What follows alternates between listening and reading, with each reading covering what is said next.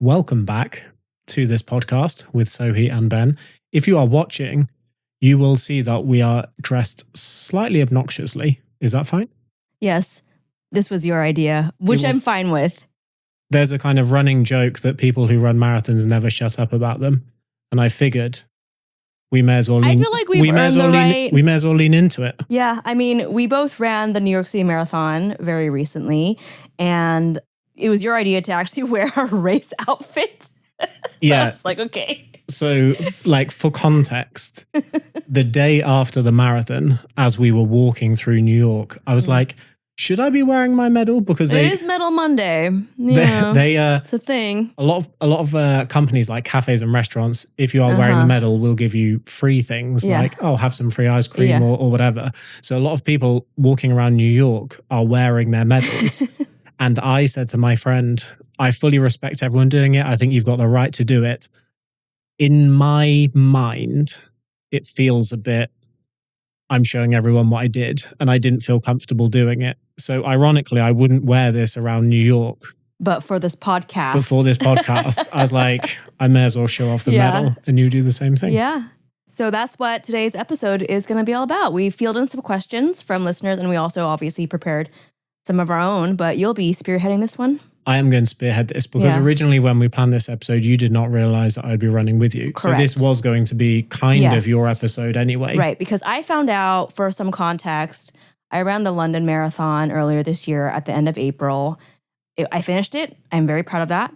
But I actually really struggled with it. It was quite warm that day. It was hot. And I got about halfway through. I was hot watching, and I love the sun.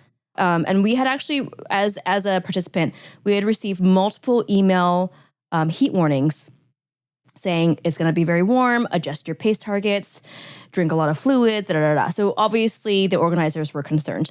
I got about halfway through, and then I was feeling great, and then I wasn't. And then the last 13.1 miles basically of the race was alternated between walking and then trying to run a bit more, and walking and trying to run a bit more. So basically I had the fitness to have a better performance, but I don't feel like, because of the heat, I was not able to perform to the level that I wanted to. And I remember when I saw you, first of all, you have to walk like 20, 30 minutes to find your people, which I feel like is cruel, but it's the way it is. So after finally finding you after the race, I remember I hugged you. I had a little sob. The first thing you said, said is, that was so hard. You said, baby, that was so hard. Then I said, tears. Yeah. I need to do it again. And the reason why is that I felt like I needed to redeem myself, because I was like, that was not maxing out my full fitness potential, and that frustrated me after all the effort that I put in to prepare. So then in May, I found out that I had the opportunity to run the New York City Marathon.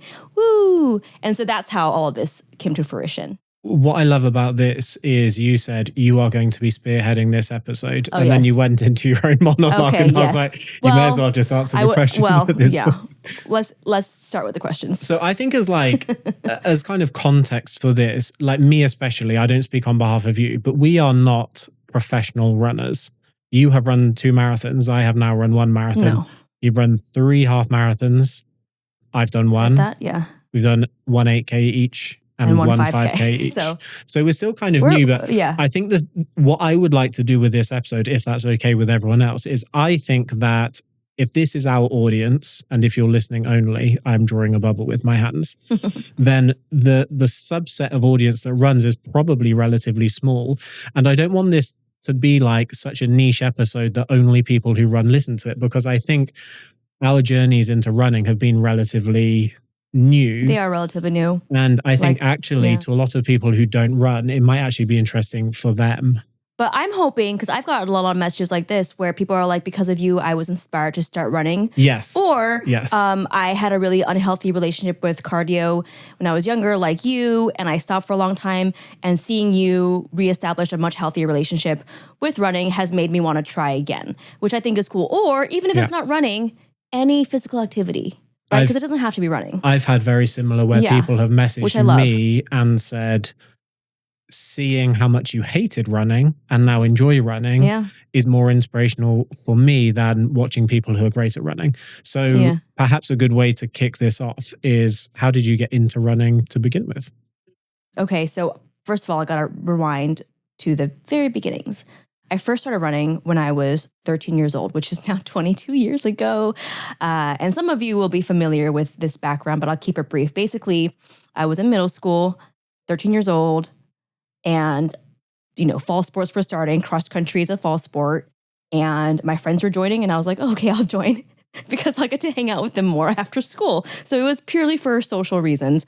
And this is before the diet culture and everything got to me, but it did very quickly on. So within, I think, like a year later, I was already thinking about calories and using cardio as a weight loss modality and whatever. And so I did cross country for every year until I graduated high school, which is like, 7, 8, 9, 10, 11, 12, 6 years straight. Yeah. And by the time I was like 14, I started thinking of it as like, oh, burning calories, right?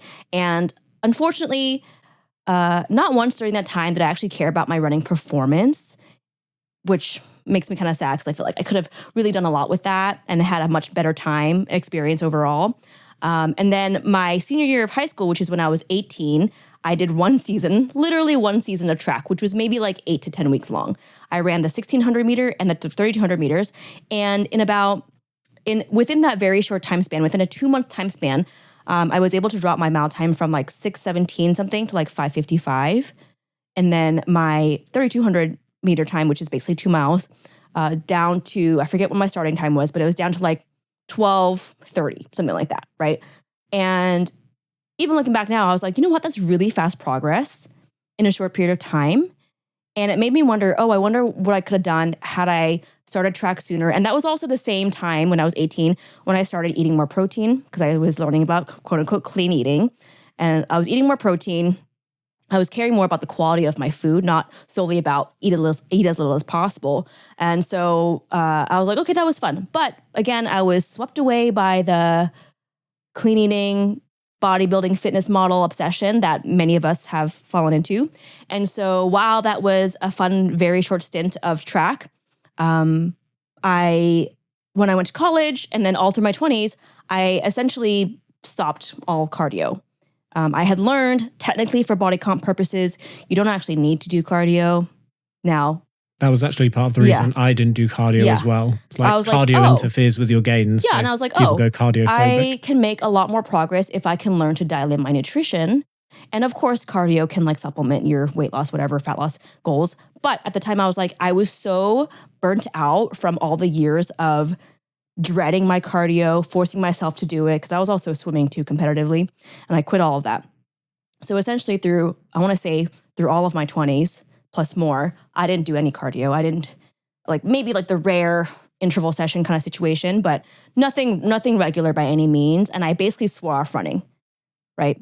Then in my early 30s, I was like, I wonder if I could return to running, but have a much healthier experience this time, where it's not about calories. It's not about changing the way that my body looks.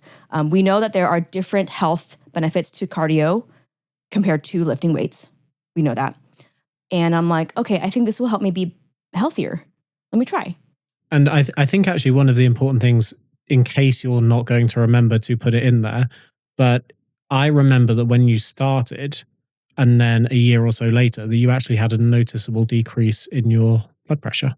Yeah, within actually a couple of months, I think, not even a year. And so basically what happened was, I think I was like 32 or maybe 31. I briefly started running for a few months, but I didn't really know how to do things. So I ramped up my volume too quickly, and all my sessions were like party.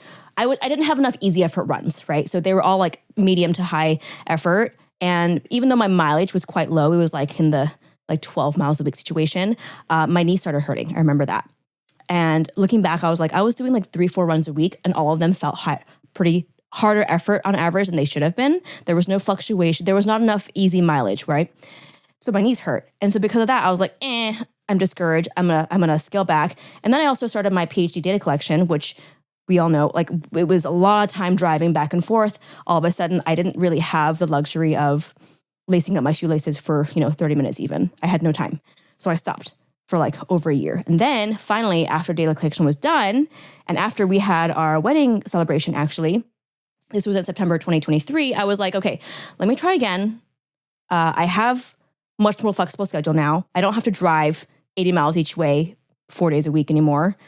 And I remember my first run was 2 miles and it took me, I want to say like over 25 minutes to do it. So like a 12 something minute mile pace, super casual pace. And I was like, oh, I did that. And honestly, all it was gradually, very gradually building on from there, but also keeping a very mindful pulse on how am I feeling mentally. And then I kept going and kept going. And then I did a half, I did another half, and I did a 5K, and did a full, and did a full. Basically, that's the short summary of it. So my journey into running, I cannot emphasize enough.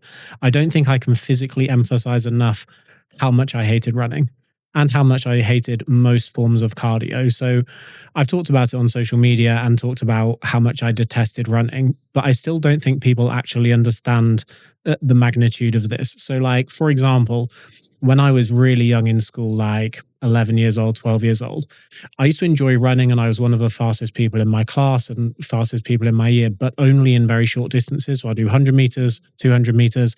And then the first time I did 1500 meters at school, well, the only time actually, I was one of the slowest people in my whole class. And I remember thinking, even to this day, I can still visualize the day. I remember thinking, I fucking hated that. I hated it. It relied on an energy system which didn't feel normal to my body. There's a psychology of like, I'm going to run for several minutes, which is very different to sprinting. So a lot of people in the gym, if you're pushing a set of bench press or deadlifts or whatever, it's hard, but it's hard for 10 or 20 seconds. But there's something very different about this is going to hurt for 3 minutes or 5 minutes or 20 minutes or whatever. And for all of my personal training life, my colleagues, my friends, my family, everyone used to joke that I was someone who did no cardio. It was a running joke that I would go to the gym and lift weights, but if I tried running anywhere, I physically wouldn't be able to do it. And I remember going for a jog, kind of like a jog when I was about 18 years old. And I literally I was trying to do one loop in the village. And before I even finished that loop, I was like, I don't like doing this. And I think that was the last time I ever did it.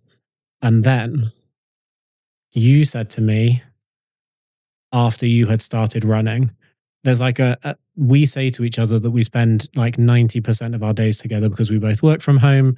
So we spend so much time around each other. And you said to me, I wish that you could run with me because then we could spend all of our time together. And I was like, I like it. Ding. So I started running solely because you said that. Yeah. And that's how I got into it. Cute. I remember 6 years ago when we first started dating, you were flying to meet me, I think in LA, and you had a layover somewhere. Mm-hmm. And you made a joke that running to catch your next flight during your layover mm-hmm. was the most cardio you'd done in years.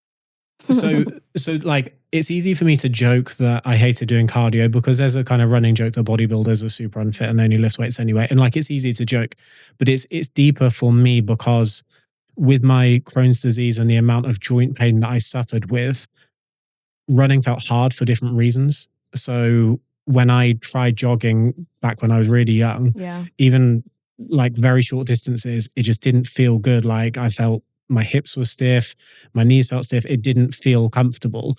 And because of that, it was kind of a downward spiral that I became less and less active from that perspective.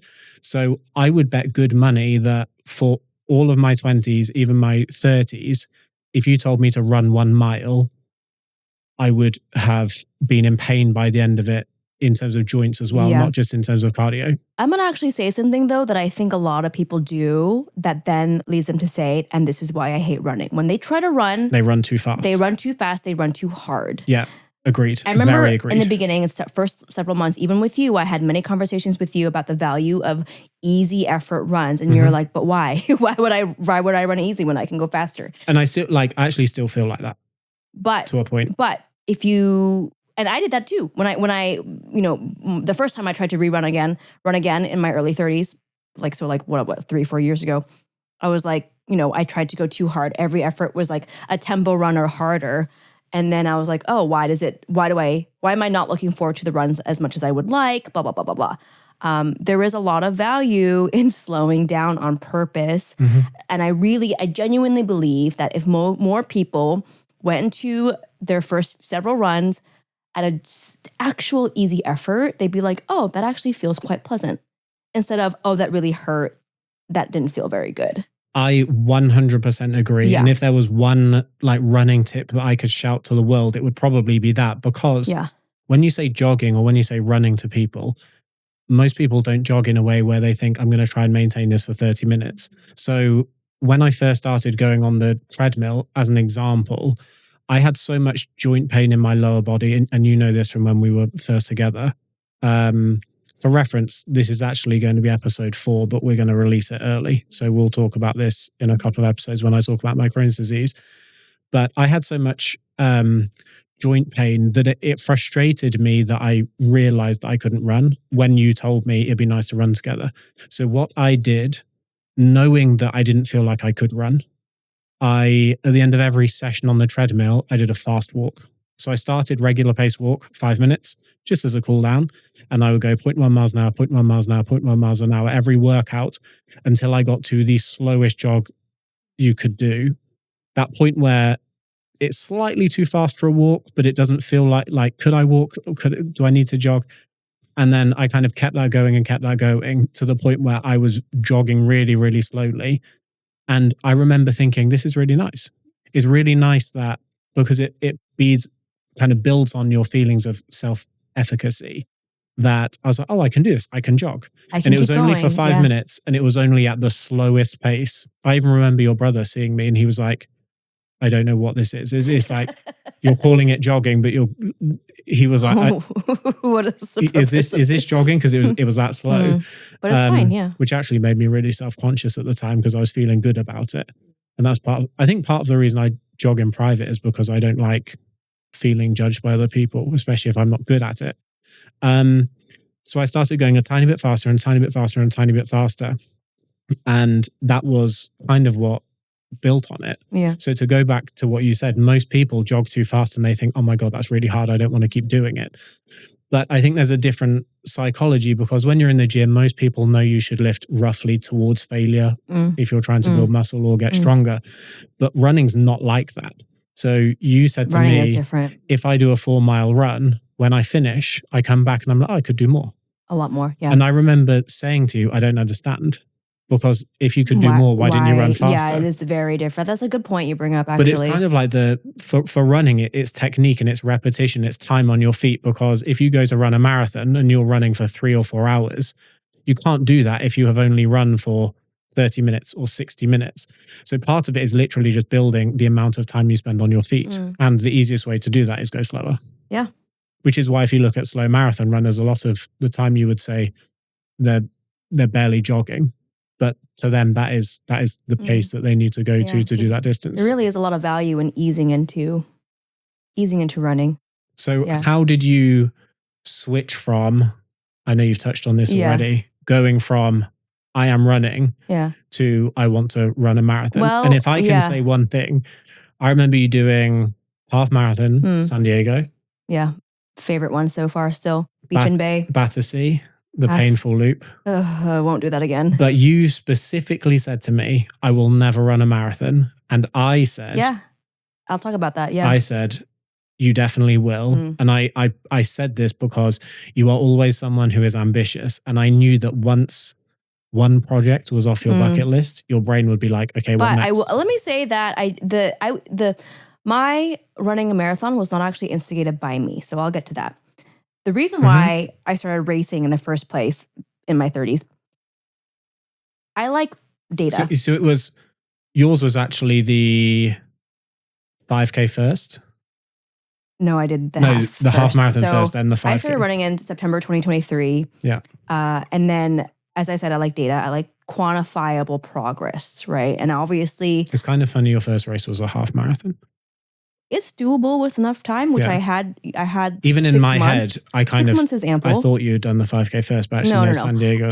What happened was I was like, oh, I really enjoy having progress that I can track like this, where I can see the number progression getting faster over time for, my different run workouts and Obviously, it's been many years since I've pursued any kind of body comp goal. So that's not something that I was tracking.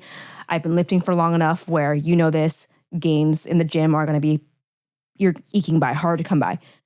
So I was like, oh, it's actually really fun to see my running progressing a lot faster than anything else that I'm doing in my life right now.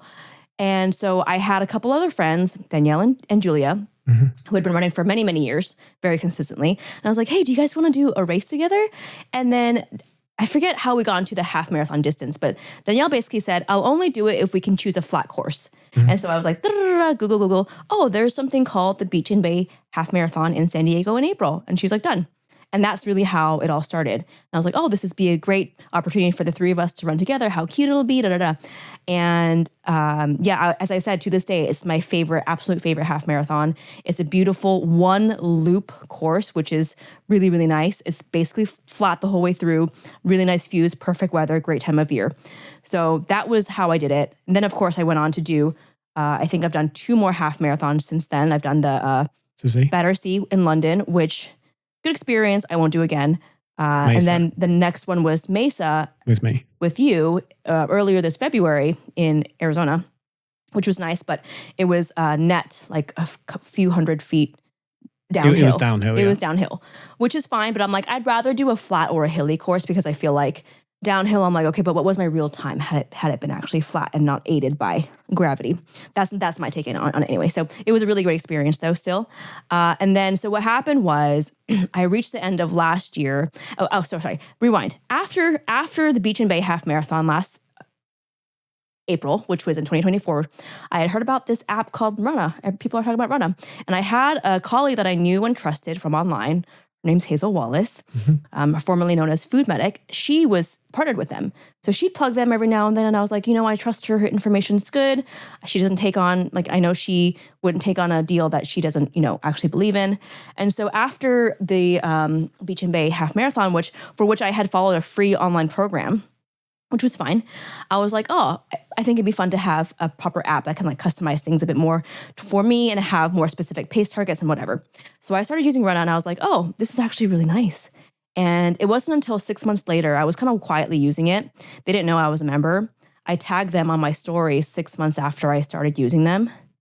And then, of course, they saw it. A week later, they're like, hey, let's partner. So we were in discussions. And then actually, end of last year, end of 2024, they said one of the stipulations of having you on board is that we really want you to run the London Marathon. And I think I told you, I was like, no, I have zero desire. Full marathon is much harder than a half marathon. I will say to this day, I was correct. It is more than twice as difficult, I think, than a half marathon. Yeah. Even though it's twice the distance. I was like, the training's going to have to be more aggressive. I don't know that I want to put in that much time into running even more than I already was. And I went back, I waffled for a few weeks. And finally I was like, you know what? London is a really cool opportunity. It's very popular. For me to have a slot like this, I'm very lucky. And so I said, okay, I'll do it. But only this one. And that was when I was like, I told you so. Yeah. But again, you would do it. But again, if it hadn't been for them asking me, I would not have. It genuinely wasn't a thought in my head at all. Yeah. I was quite happy to stick with my half marathons and the occasional 5K and whatever. I was having fun with that. My times were progressing quite well. I went down from a 151 to a 147 to a 142, over the course of less than a year of half marathons. So I was like, I'm happy with that. I was like, my next goal was I want to get into the 130s. That'd be fun for a half. But then of course, I had to shift gears to focus on London Marathon. So that's kind of how it happened. And then, of course, as I said at the beginning of the episode, after London, I was like, that wasn't my best effort. I wanted it again. And that's how we ended up here. So even though you said they got you into it to begin with, when you finished the first one, you did immediately say, before you've spoken contracts and stuff, you were like, okay, I want to do it again. Okay. Which I think is is an interesting thing for how how momentum builds. Yes. Because something that you originally said I'd never do, you're like, okay, now I want to do it again. Yeah, but question for general public and also you, if you worked really hard for a goal and you showed up on the day and you didn't do as well as you thought and you didn't hate the whole experience, wouldn't you want to be like, I feel like I could do it again and do better? Yeah, right? I agree. So that's exactly what happened to me. And so I was like, oh, New York sounds nice because it's enough time away. And I know it'll be cool that time of year. So the heat won't be something I need to worry about. And I was exactly right. And even though it's rolling hills, we live in a rolling hill neighborhood. So I was like, I think I'll be okay. Of course, I didn't realize we'd get pregnant or I'd get pregnant during the prep. But, we made it work. Hey ho. So you signed up, if I remember correctly, you actually, in the kitchen, you came in and you said, I remember the words, you said, okay, don't argue with me. And I was like, yeah, because I don't want to hear like okay, I'll let you. Do you know what I'm going to say? You don't. You do. I don't know. I think okay. I do. I'm not sure you do. So you came into the kitchen and said, don't argue with me. And I'm not sure you've ever started a sentence with that before. And I was like, I don't want to hear it. Okay. Let me speak. Yeah. You said, I'm going to renew my contract with Runner. I have asked for one stipulation. It's that they give you a spot as well into the New York Marathon. Now, I said at the time... Oh, yes, I remember this. No.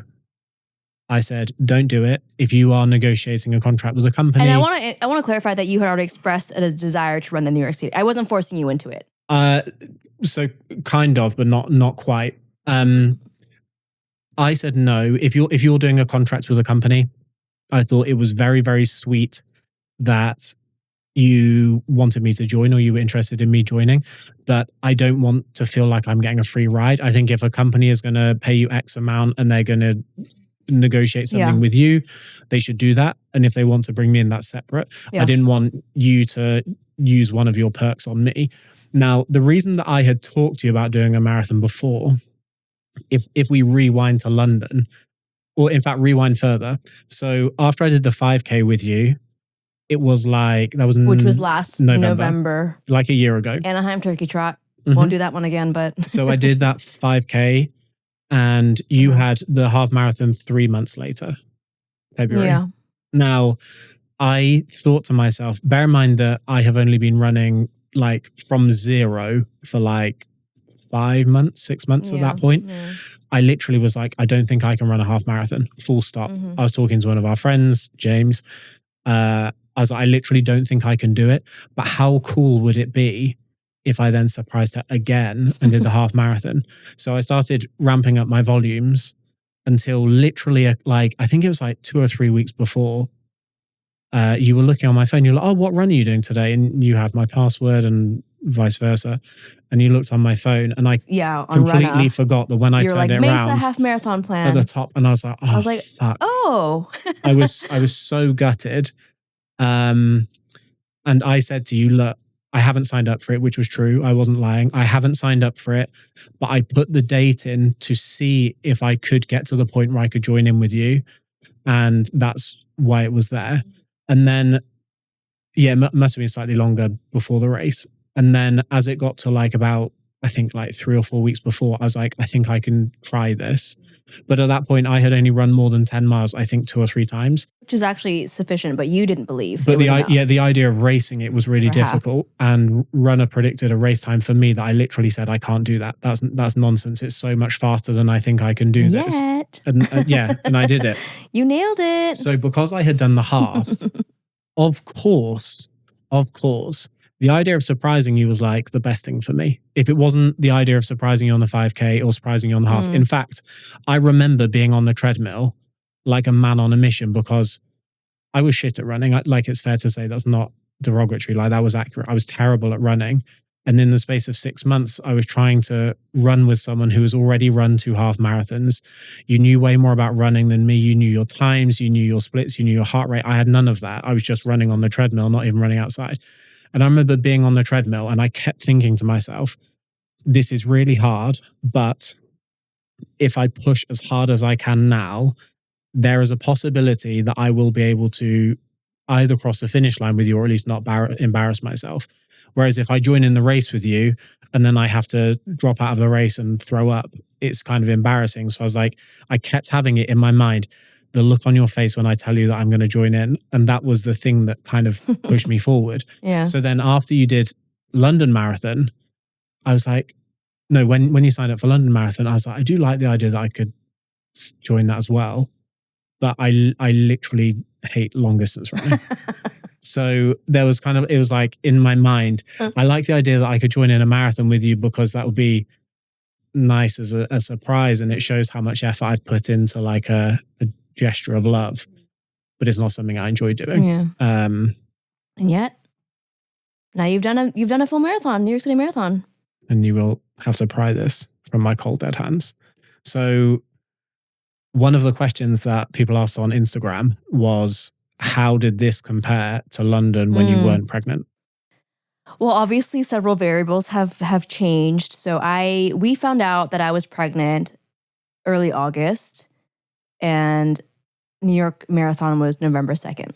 So we've got less than 3 months between I have baby or I have fetus. What do I do about this race coming up that I've already committed to? And you know me, once I make a commitment, I do not like backing out. I am that person who will show up, right? And even with the pregnancy, I was like, one, I want to follow through on my commitment in the contract that I've had. And of course, I knew they would understand if I was like, obviously, I'm pregnant now. Blah, blah, blah, blah. Can I guess what number 2 is? Okay. You said 1 as if 2 is coming, right? Oh, yes. 2, you said to me, you specifically don't want to cancel because you want to show that pregnant women can do hard things. I was like, how cool would it be if I actually followed through? I think it would be a really great example for our daughter. I think it would be a great example for other women, pregnancy or not, that being pregnant doesn't mean you have to stop living your life and you can't do incredible things. And I kept holding on to that. I was like, even if I don't set a PR or a personal record, which I didn't expect to, because obviously when you're pregnant, you're heavier, you're more out of breath. A lot of the oxygen in your blood is going to your baby. So your easy pace, your effort is much higher at any given pace, right? So I was definitely slowing down. Yeah, your resting heart rate was like 90 beats per minute. Basically, my resting heart rate is 90 beats per minute now. And not to mention all the first trimester symptoms I was battling. And I also had a brief bout of sciatica. Can I talk for you slightly? Okay. Not because I'm trying to do that mansplaining thing of my voice is more important than your voice, but more that I think you might downplay how you were feeling. So, oh yes, for the first trimester, that was real rough. So he was in bed most days, most of the time. I don't think that's overplaying it. So from the first thing in the morning, you would wake up and you would feel so sick that I would ask what you want for breakfast. And even then you're like, I can't think about food. Like you're hungry because your stomach's empty. So anyone who's gone through pregnancy knows when your stomach is empty, your nausea gets worse. But then when you have intense food aversion, you can't say everyone, because at least one person's going to go, well, I felt fine. So like not everyone, but when your stomach is empty, your nausea gets worse. But you have to eat something, but your food aversions, at least for me, are so intense that nothing sounds good. In fact, everything sounds disgusting. Yeah. So that's the dilemma I basically experience every single day for my first trimester. And you were feeling not just sick, but exhausted. So there were times where you would get up, eat reluctantly or eat some of it. And I remember you literally like gagging as you were eating because you're like, I need to eat something, but I feel so sick.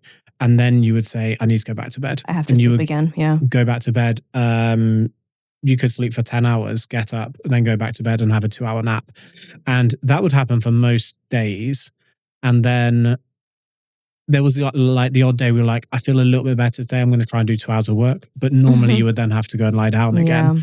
So at this point, you said to me, I really don't know if I'm going to be able to run it. And this wasn't you bailing. This wasn't you like, I think I need to cancel.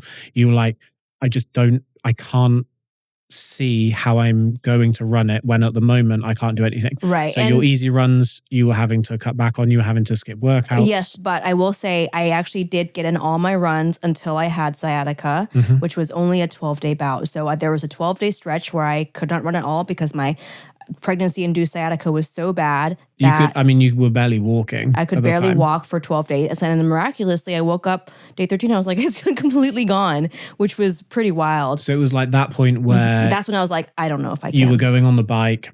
I was biking. I was swimming. I was cross-training. Yeah. And you were like, if I can't even do an easy run, how am I supposed to? And I had read that for some people, sciatica lasts through the whole rest of the pregnancy.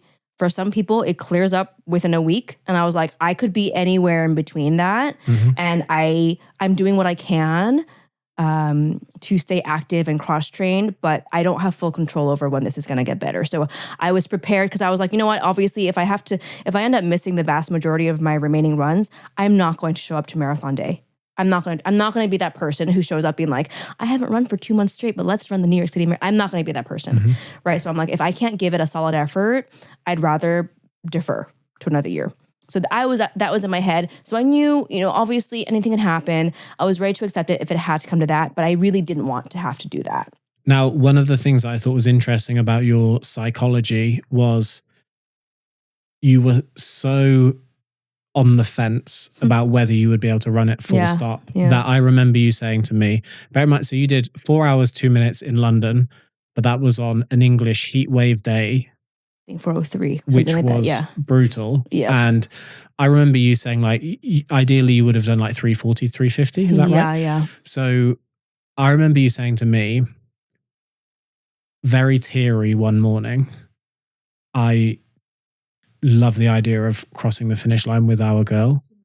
And I remember the tears on your face. It was an emotional morning, one of those ones you're crying at strangers on the internet. Mm-hmm. And I remember you saying that.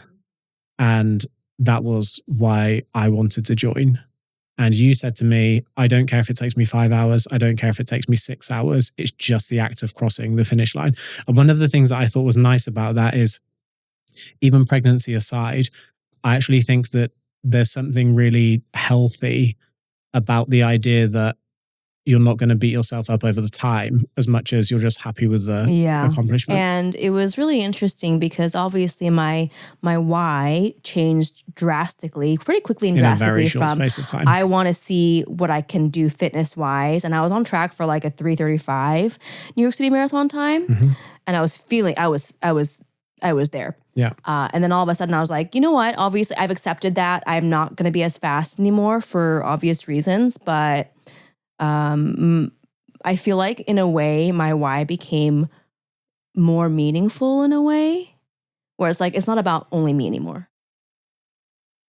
And now I have forever bragging rights. And now and then our daughter will have forever bragging rights. Hey, I ran a marathon before I was even born, which I think is pretty cool. But it was fully worth it because of the feedback we've received, the number of messages, comments I've gotten from people saying I bawled my eyes out when I found out, or like I was tracking your run and I was getting emotional because I knew you were pregnant and I knew, I can see. I knew you were gonna finish, and I was like, that's so cool. Or they'll be like, thank you for showing me what's possible. I think it's really cool. Or they're like, I was really worried that when I get pregnant, I'd have to stop running and do the things that I love because of what other people told me, but seeing you do this made me realize that I can keep it up, obviously within reason. But, it's really cool. So I feel like I did the thing I went out to accomplish.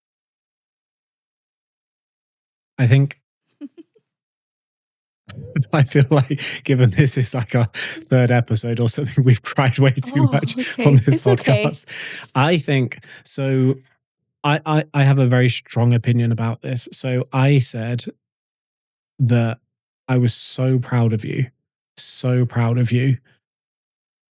But I think the reason I was proud was not necessarily about you crossing the finish line. Like, it wasn't contingent on that. That's kind of like you being proud of your kid if they won sports day, but not if they came second. It wasn't about you crossing the finish line. It was the fact that leading up to it, I heard the way you talked about it, because you were talking about the fact you wanted to make our daughter proud. That hit me in the feels. And the other one was that you said, I want to be a good role model for women. And that isn't, which I know some people will, that isn't a finger pointing, you need to be ultra productive when you're pregnant. Pregnancy is hard. And the idea of running a marathon on top to a lot of people is like, they would get right. And I'm not trying to make people feel bad if they choose not to or can't run a marathon. Right. That was not the motivation. But I think you saying, I think it's very healthy to show women how strong they are. Yeah, because we're very capable. Especially at the moment, there's a kind of disempowering message that women shouldn't train certain ways around their menstrual cycle. There are still people that the moment you show yourself exercising when you're pregnant, the amount of people who say you shouldn't be doing that, there is still a very pervasive myth that women during pregnancy are especially fragile creatures. You know, I had this thought today. I feel like when you are pregnant, you get more pushback for exercising than for not exercising. Yeah. And we know there's so much evidence showing that exercise is so beneficial for pregnancy. And yet when people are completely sedentary throughout pregnancy, so not that I'm not trying to shame anyone, obviously. No, I know you. But the response from others is vastly different. So one of our best friends, I remember her, I can't remember what exercise she was doing. She was in the gym and she was lifting, for her, fairly light weights. I think she was in second trimester. And we've both seen her lift. She's strong and she was taking it easy. And she told me that she was getting a surprising number of comments basically attacking her for exercising while she was pregnant. And she said to me, like, we know her as literally one of the kindest humans on very the planet. Caring, yeah. And she said to me, the thing that blows my mind the most is people are saying this as if I think I am knowingly jeopardizing the health of my future daughter, because it's not like, oh, I know it's not not safe for the baby, but I'm going to fucking back squat anyway. That's not something similar. Why she's doing it. And I think, so it's definitely not about shaming anyone who's struggling to keep up with exercise, but it was the fact that you said, I want to show women that what's possible. We don't have to be, you don't have to choose to avoid exercise if you don't want to. And I'm very grateful, by the way, that I think by around like week 13, 14, my worst symptoms cleared up a lot. So my nausea, almost non-existent. Oh, please don't come back. I know it might. Indigestion, low level, still there, but not nearly like it was. My sciatica, obviously, fully gone. So I was able to resume my normal training schedule, even though, I mean, I still had fatigue and whatever, but, you know, obviously I had my obstacles and whatnot, but I was able to finish the rest of my training run. So all in all, I think I had like a 16 or 15 week training plan for the New York City Marathon. And within that time, I missed maybe 6 or 7 runs due to sciatica, and that was it. And that was still like 7-8 weeks out from the race, where I felt comfortable. I'm like, okay, I don't feel like I missed out on too much. I know I missed some important long runs and speed runs and whatever, but all is not lost. I can keep going. So I know that. And I also know that I had medical clearance from our doctor.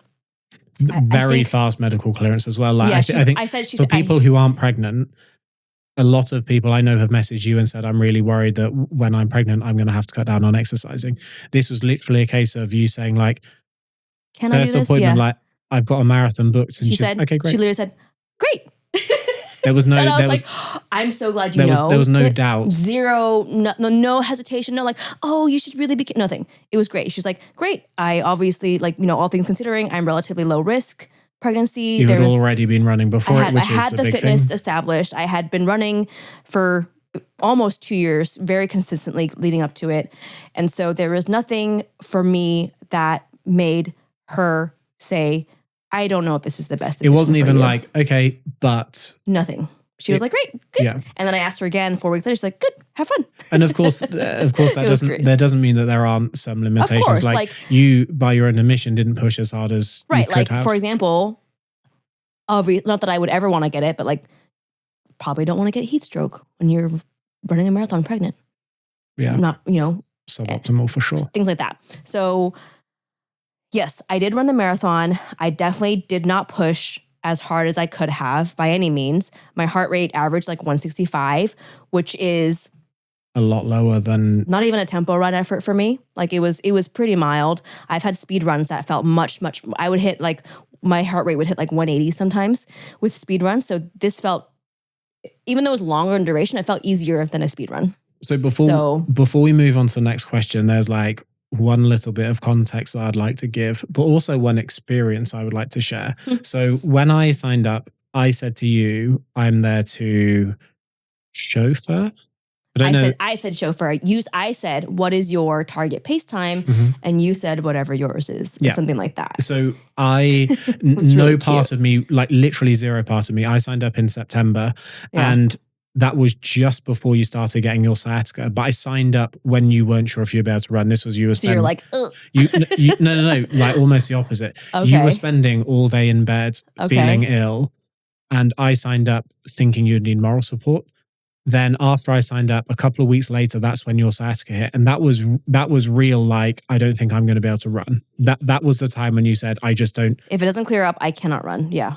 I still didn't tell you I had signed up because if I told you I had signed up, I was worried that you were going to feel more peer pressured to do it. Which, I don't know. So I was prepared to throw away quite a lot of money that it cost me to sign up. But that wasn't the thing that I was going to say.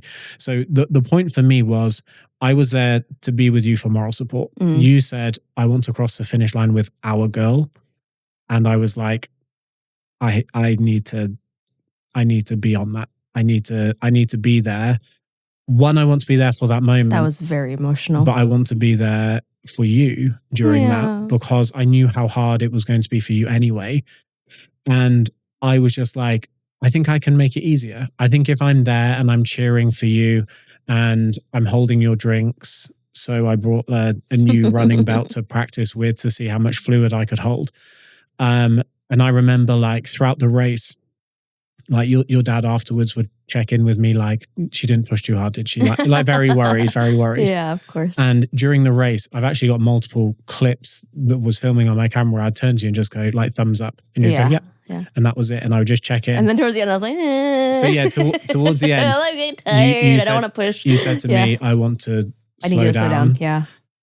So we were very like cognizant that it was still a marathon, but you weren't pushing as hard as you could. But one of the experiences I wanted to share was, I can't remember when you said slow down. I think it was like mile 20, mile 21. It was after mile 20. It was maybe quite like deep 22. into it. I was like, oh. And I messaged one of our friends, Kylie. Yeah. My glasses, the battery had already died. Fucking piece of shit. But I took my phone out and I messaged one of our friends because I knew they'd been messaging, telling us about time because they were like, I don't know if you're trying to hit 4 hours. She's not going to hit it. I don't know if you're trying to hit 4 hours, but like they were letting us know.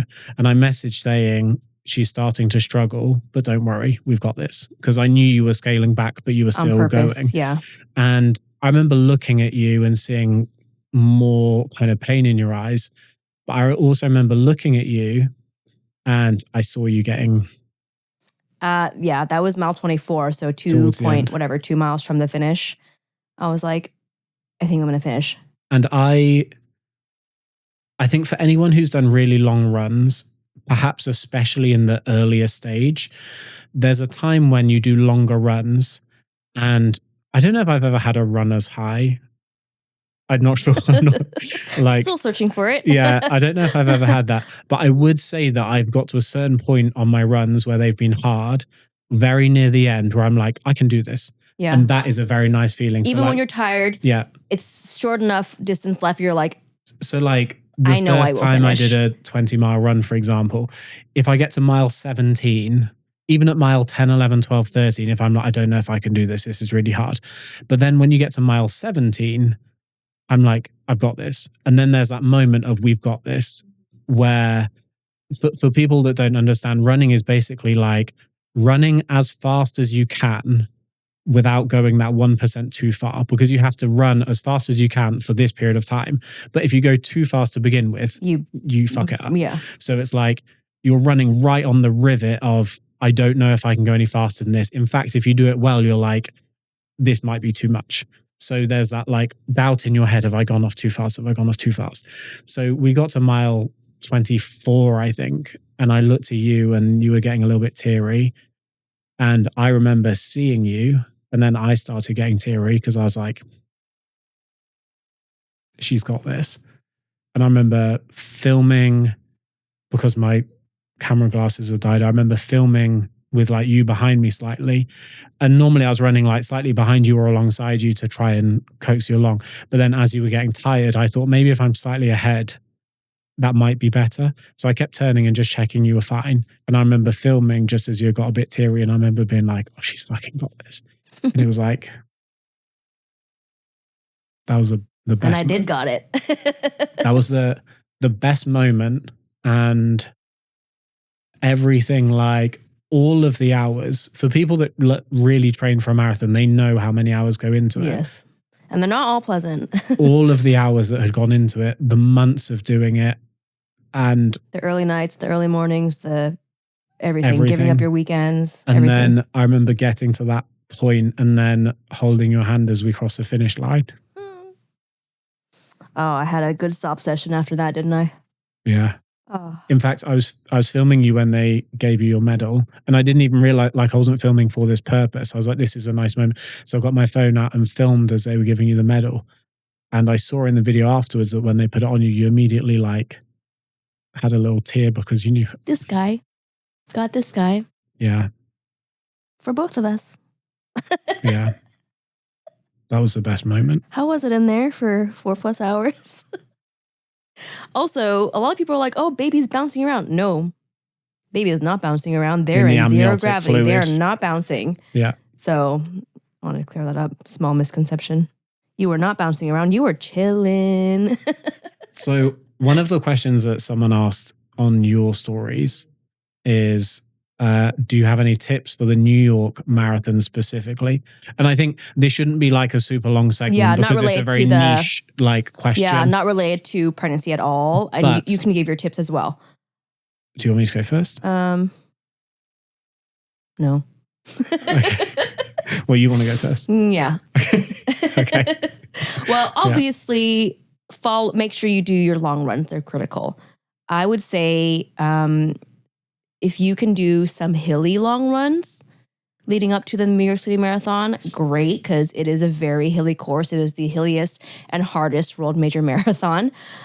As well, I think it's important to know. I know so little about running. I don't even know if that's true. I know it's hillier than like London and Berlin and stuff, but okay. Berlin is flat, Chicago's flat, London's flat. Anyway. Flatter. Chicago, I think, has a hill or two. Anyway, New York, what do you need to know about New York Marathon? The first mile, you'll start on a pretty steep hill. Mm-hmm. Basically, the whole mile, you're like, start, and you're like, yay! And you're running up steep hill for like a full mile. So even though they're like, wow, that's brutal, what is really nice is I'm very strong on downhill. Very strong. Then you get basically a mile of really nice downhill. And then so you overtake me going downhill to the point and it feels easy for me. To the point that I think if I tried running at her speed, I feel like I'd trip over my own feet. You seem very confident. I feel very good on downhills. I always have. And then obviously there's more bridges and hills here and there. Then mile 15 to 16 is, I believe, the Queensboro Bridge, which is another really big hill. Mm-hmm. And people say, like, people warn me ahead of time, like, oh, it's miserable because there's no crowd, no spectators, it's quiet. All you hear is your own breath and people gasping around you. I didn't mind it because I think, you know what, like I do most of my runs alone anyway, and I don't even listen to music, which a lot of people have commented on as being wild. That is serial killer behavior. I don't like music when I run, but I'm like, I don't mind the quiet. I have to have music when I run because if I don't, I hear me going. Yeah, that doesn't bother me at all. So then mile 15, 16, you have a very steep bridge hill, but then you get to come down again, another steep decline, and then you do a hairpin turn to roaring, screaming crowd. I get chills. Again. And then the last thing I would say is you basically finish the race on a very slight incline, which is, you're like, really, really? But I think when you know to expect it, it sucks a little bit less. One thing that I would say about the hills is I feel like, so I was better, I think, at looking at the course map ahead of time than you were. I tried. My brain, I have ADHD. I could not absorb anything. Even when you did Long Beach 10K, I remember looking at it being like, this looks like a terrible, because you have to like out and back, and I didn't realize until the night before. I don't know why you signed up for this. I hate those. But when I looked at New York, I was like, okay, this is very, very hilly, but we've done a lot of hills in our neighborhood. Right. That's normal. So all I knew was like, it starts on an incline, it's hilly. And so I remember saving posts and sending them to you saying like, read this. And it was like mile 1 hill, big hill at mile 15. Yeah. And then I remember like trying to encourage you, and I was like, this is the last long hill. I was wrong. There was like, I was the last. you said to me, this was a long, huge hill. There's going to be more smaller ones. I think you said to me, is this the last hill? And I was like, this is the last one. Once you've done this, it's going to get easier. After that, some of the smaller hills, I remember it wasn't like hello? I thought they were harder. Like even at 15, 16, that didn't bother me at all. Yeah. I'm stronger going up hills than you are. And I remember a few points running backwards because I was just checking that you were still there and you were looking good. Yeah. So I was like 10 paces ahead, but I turned and jogged backwards. And I was like, I hope I don't look like a real dick. You're like oh, babe, finding this easy. Are you good? I'm chilling. I didn't want to be like that, but I just needed to check you were good. But I remember towards the end of the race, it was, even though they were smaller, I remember being like, motherfucker, where did this 5? Why are we going uphill? Where did this come from? But one thing I would say about New York, which isn't about the course, isn't about the hills and all of that stuff, like people will find out if they want to find that out. One thing that I read from a pro marathon runner, I can't remember who, I know nothing about running still. I remember seeing a video where they said, New York is not where you go for a PB. One, it's very hilly, so of course it's not best for hitting a PB anyway. But two, they said it's an experience. That's true. There are more people cheering than at least most other races, if not all. Yeah. And the atmosphere is amazing. It was so good. This energy was incredible. I very strongly agree with that. So there are parts of the course but you could have PR'd. I could have PR'd. Yeah. But there are parts of the course where crowd are overflowing onto the course. It's so good. It's so good. You have to narrow your run. So there are times where you can't go fast because everyone's gone into, not single file. You feel a little bit bottlenecked. Very bottlenecked. And it doesn't feel conducive to running your fastest. But you can. But the atmosphere on the New York course was incredible. I remember when you did London and I was cheering for you. And if you've never seen a marathon, I would strongly recommend going and watching it, because I remember watching the London Marathon and the cheering from the side of the course was incredible. It was so loud. There were so many people there. And I remember watching you in the London Marathon thinking, this is the most fun sporting event I've ever watched. I've been to basketball games, amazing in their own right, hockey games, amazing in their own right, NFL games, football, soccer, whatever. But there was something about the fact that you've got strangers cheering for you. Screaming for you. Because it's not like they cheer just when the person they know goes past. It's everyone. Yeah. There are people that were cheering your name because you've got Sohee written on your name. Yeah. And then in New York, you had written "baby on board" on my belly the morning of, and how many people were screaming, "Oh my God, baby on board!" Yeah. And we heard all of it. Yeah. And it's just, I think there's something so lovely about the fact that thousands and thousands, like tens of thousands or hundreds of thousands or whatever it is, will cheer for you when you're running, even though they have no idea who you are. Oh, like incredible. I remember kids holding plates with like cut up bits of banana, just holding it for you to run past. And I was like, that's amazing. And like people holding orange slices. Some people were giving out drinks, even though they weren't part of the race. Just people who own shops were standing there with drinks. And there's just something about that level of support that was amazing. And it made me very grateful that we were doing it, because to me it felt less like a race and more like a bucket list event. Because at the end, so cool. Yeah, I don't even remember, like when I finished, no part of me thought, I'm going to check my finish time.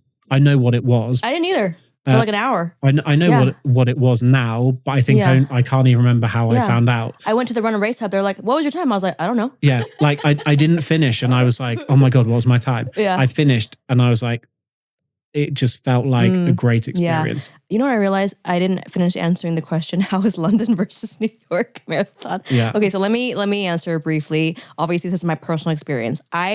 London was flat. Energy was fantastic. Similar levels to New York City Marathon. Spectator crowds, fantastic. London was flat. Because I struggle with the heat, however, I feel like I was so feeling not good that I feel like I wasn't able to fully appreciate the experience and appreciate the crowds and people shouting my name to the extent that I wish that I had. New York, obviously, pregnant and hillier, but cooler. Because it was cooler, I felt so much better and I enjoyed that day more. So I would say, pregnancy aside, I would much rather have a cooler, hillier course than a flatter, warmer course, personally. I think for a lot of people, I personally don't think many people realize how much difference the heat makes. So for example, if you live in England, we do get hotter days, and like this year has been hot, has had hotter parts in England, but there are large chunks of the year that are kind of cold and grey. So like, for example, for us, for several months, every time we're running outside, it's a minimum of 90 degrees, or like probably a minimum of 30 Celsius. Like, anyway, I'm not saying they match, but it's hot. And don't forget, when you're running, your body is running much hotter than the actual temperature, the weather. So like when we went to England for the first time and I ran outside in London, all of a sudden it was so much cooler and I was like, this is an easy run. So I think unless people have run in the heat, they don't realize how much of a difference it makes. It's huge. But as an example, I have run like 9 months ago, 30 seconds a mile faster than I could run now, just because it was winter when I did it. Huge difference. Even though I've got more fitness under my belt, I physically couldn't do that run now outside. And I don't think people realize that. That was the other thing too, going through my first trimester with the symptoms and in we were in a heat wave, by the way. The heat intolerance in a heat wave in Orange County, California. I was hiding I felt like I was hiding like a freaking vampire indoors and with AC blasting as long as the sun was out. And you literally, like, to the point where if we were going somewhere, I had to go into the car early and start the car before me. And thankfully we had moved our treadmill to our garage with air conditioner. So I had switched to doing a lot of my runs on the treadmill so I can have a controlled environment. Obviously, because I was pregnant, I was like, I don't want to be far away and then have something happen in the heat. And then obviously whatever. So I was, being responsible and whatever, but that definitely made it a lot harder. So that's answering that question. This is like an ADHD thing. Do you think people will get used to it? Oh my gosh, last time, okay, not related. Well, actually it is related. You guys, some of you might know her. My Nutrition by Kylie. Kylie is one of my best friends. We were in New York, actually, because she was in New York. We were spending time with her after the New York City Marathon, and she had asked me a question. She had asked me a question one day, and I was like, that's a really great question. And then we somehow got distracted. Literally 4 days later, I was at lunch with her. I was like, okay, so to answer your question from 4 days ago. Like, people listening to this or watching this will think that's a joke. She's like, oh yeah. But like, I know you and I know her. And sometimes we both have ADHD. I have even said this to a friend when he met Kylie for the first time. I was like, heads up, when Sohee and Kylie are together, it's chaotic. It's chaotic, but they often won't finish a train of thought. So you can ask a question and then you go off on a tangent. We never come back sometimes. I feel like no sentence ever gets finished. And that's why sometimes I'm like, you've got to let me finish because your brain is so like doing this. That'll be probably a theme throughout. That'll be a theme, a friendly theme. So to finish, final question, big question. Do you have any tips for people who are interested in signing up for perhaps their first race? Yeah, I think it's good to sign up with friends if you can. Make it a fun experience. Choose something local, ideally. You don't, because you know what? Running can get really expensive. If you travel, you have to fly, hotel, all of that can rack up into the registration fees, thousands and thousands. Go something local. Just for a big marathon, like to insert that here. For a big marathon, the marathon ticket and travel and hotel, it's quite common that you will spend a few $1,000s for one entry. Yeah, a lot. And the other thing I would say is about running in general. Compare yourself to yourself only. And don't forget to have fun. It's not that serious. Mm-hmm. It is really not that serious. I have to remind myself all the time when I get frustrated about a speed run that didn't go to plan or whatever. It's not that serious. And you're doing something really incredible for your health. And stay active. I think that's pretty straightforward, very simple. What about you? I think you said a big thing earlier, which I agreed with at the time, but I should agree with again. And I think part of the reason a lot of people hate running is because they run too fast. And that is something that I did. So if you... Yeah, ease into it. If you say to someone, if someone can run a 5K, runners will say, if you can run a 5, you can run a 10. True. And when you say that, I don't think a lot of people understand it, but it's because most people don't realize you just have to slow down. You slow down, yeah. So one of the things that I would say is I think a lot more people, and this is a lesson I learned myself, will say that they can't run or they don't like running but they don't realize how slow running is for most people. And it doesn't have to feel painful. It doesn't have to feel painful. So I think starting small and going up and building up is really key. Mm-hmm. I would echo what you say in that don't compare yourself to other people, because when I finished the half marathon back in February, I remember even wrestling with the idea where when I make a video saying I surprised you or whatever, I was like, do I put my finish time on there or do I not bother? And I put it on there because it says like you completed it, but I didn't say what my time was. I just put a photo of the finishing thing. And I remember at least one person said, your first half marathon time is faster than mine, and I've been running for how many years. And I remember feeling like a little bit sad because that's not you weren't trying to do. Yeah, but it made me realize how much so many people do that, where they see someone else's time and think they're way faster than me. And I have friends who are way faster than me. And I think it's very easy, especially in today's world of everyone being on social media, to look at other people and go, oh my God, so he ran 4 hours, 10 minutes and she was pregnant and I can't even do that when I'm not pregnant. Or this person can run it in this time and I can't even do it. I don't know.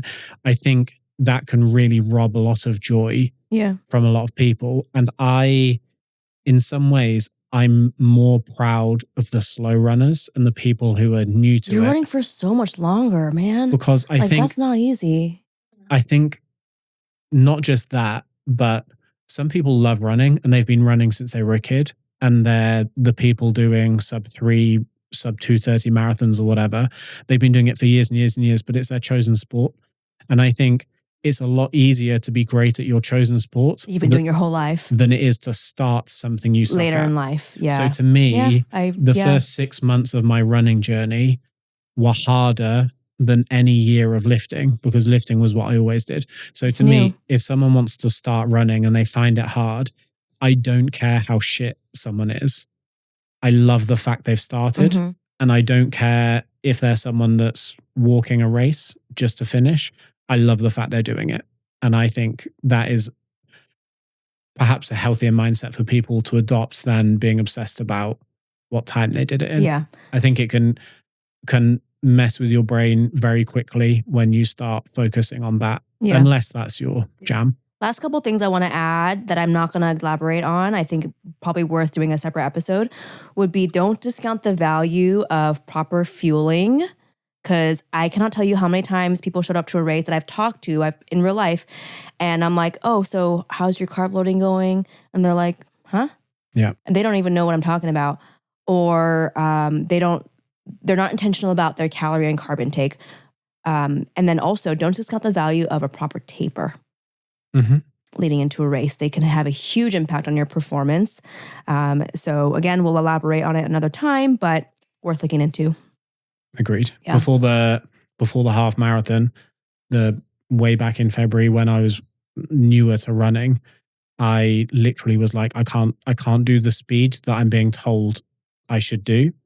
And you said you can do that. And I said, listen, I race remember day, saying adrenaline, point blank to your face. You're like, no, I think you're wrong. I honestly don't think I can do that. And you said, once you've rested, once you've tapered, once you've got your carbs and you've got race day adrenaline, you will be surprised how much time you shave off. Yeah. And on race day, if you do it properly, which by the way, I was very happy with how I did my New York and London too, but my New York City Marathon taper and fueling strategy going into the race, as well as during the race, my fueling and hydration strategy were spot on. I felt like, so what I did was personally, I took a gel every 25 minutes and then every hydration station, I walked as I grabbed a Gatorade so I could sip. I read somewhere, one of the running coaches online said, it is actually faster for you to let yourself walk as you hydrate than to try to keep running while you drink it. And so I was like, okay, I'm going to try that. And I actually ended up really liking it. It doesn't surprise me because I remember the first time I tried picking up a cup at the half marathon. And I remember like it splashes everywhere. I was like running and I tried to drink from it and it's like in my face, and down my front. And yes, it's chaotic. But you can use the pinch strategy where you pinch. Oh yeah, but I learned that later. It's still better. I think personally, I do now prefer letting myself walk for like 10 seconds while I properly finish it off. It feels like one of those multitasking things where you're like, it's hard. I'm doing both of these. It's getting everywhere. Jobs inefficiently where I'm still slowing down my jog. Yeah. But I'm also not even drinking the thing I'm supposed to be drinking. So you're like, if you walk for 10 seconds and slam 2 or 3 drinks, then just run at your regular pace. Oh, and then of course, I'm mentioning gels. Don't try gels for the first time on race day. Don't try anything for the first time nothing new on race day. No new shoes, no new The nothing. gels that I had on race day, I trained with I had them during my long runs. Even my race day outfit, even my race day shoes, I had at least one run where I wore them and made sure everything was good to go. Also, if you're doing long distances, you might not want to load up on the anti-chafing balm between the thighs, under the sports bras, everywhere, because I did end up chafing in some spots where I didn't think I'd need to. But anti-chafing balm is your friend for sure. I got a cut on my nipple. Even though I put chafing balm on at the end, even with a very light vest on. Does sting bad? I'm sure it's better now, but it's hurt a surprising amount for a very, very small cut. I think one thing I would say to finish, unless you've got a more profound finishing note, which is possible, is I think it's a good message for us as 2 definitely not professional runners. Like I'm wearing this. Very recreational. I'm wearing this kind of ironically because I still don't feel like a runner. I run a marathon, but I still don't feel like a runner. No, but there's like, I know there's an identity thing where people say, if you're running, you're a runner and you should lean into that and you should accept it because it's good for your kind of self-belief to identify. It's like, I understand the psychology. I'm on board with that, but I still don't run feeling like this is my chosen sport. I always feel a little bit uncomfortable. I still feel like my running technique isn't great. I still run thinking like, my feet are a bit uncomfortable, like I'm doing something wrong. Even to this day, I don't run feeling like I'm good at running. But I think it was healthy to promote the fact that even as someone who isn't particularly good at running, it shows what can be done if people put their mind to it. Because I have been running now for a smidge over a year, and a year and a half ago, I remember thinking, I don't think I can do a 5K. So to go from, I don't think I can do a 5K to I don't think I can do a marathon to I never want a half marathon to I never want to do a full marathon. I think it shows how much people can achieve. And especially with you, to get to the point where you're like, I never want to run a marathon. Okay, I will do it. Okay, I'll run a second one. And I'm going to run a second one while I'm pregnant. Maybe I could, if there's a way I could do New York Marathon 2 years from now when I'm not pregnant and actually give it my best effort, I think it'd be really fun to see how I do. And I think there's real value to people realizing how much this snowballs. And I think that to a lot of people who don't run or don't run a lot, hearing people doing marathons, like even for me, I'm like, that sounds absurd. I have never been on board with it. But I think if people can watch our journeys and think, oh, they've done really well for quite a short space of time, it isn't supposed to be about the finish times, I don't think. No. I think it's about the fact that someone who didn't think they would ever run a marathon has now run 2, one while pregnant, and they're already thinking about maybe doing another one in a couple of years. And then someone else who was like, I hate long distance running. I hate running full stop, but I will do it to support my wife. And now I ended up running a marathon. I just think it shows how much people can achieve when they put their mind to something and they be consistent, regardless of how much they suck to begin with. Even if you think you don't like something now, you could always change your tune later on, especially as you build your skill and you build your self-efficacy. Anything else you want to end on? No, I think we should end it there. I'm quite happy with that. I like it. Well, thank you all very much for listening. Thank you. Or also, watching. Really cute. I chose this top first, which is a neon green sports bra. Oh, yeah. And then my husband then chose his neon green tank to match my color, which was really cute. And they're both Adidas.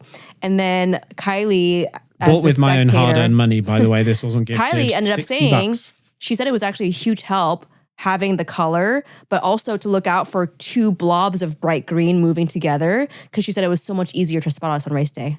This was like every Christmas when you say, what do you want? I'm like, well, there's nothing I really want, but I would like us to have one matching outfit because I think it's cute. Yeah, we do. I think it's cute and we have matching outfits. So I asked like a month or so before the marathon, what top are you wearing? And you're like, I don't know yet. I didn't know until like 3 weeks before. And I kept waiting. And then you said lime green and I was frantically Googling. I found one. And then coincidentally, that lime green that you're wearing now, lime green was the official men's Adidas tank top for the New York City Marathon. So actually ended up working out. So fun little side fact that no one asked for. And on that note, we will end it. So thank you very much for everyone who listened or watched, and we'll catch you next time.